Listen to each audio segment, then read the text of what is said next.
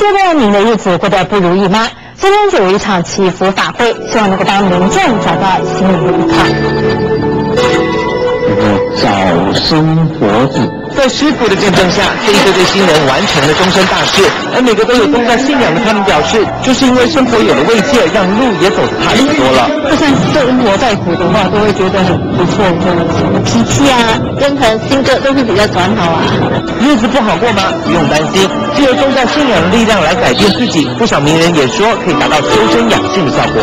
所有的宗教都希望劝化世人，我相信有佛法就有办法。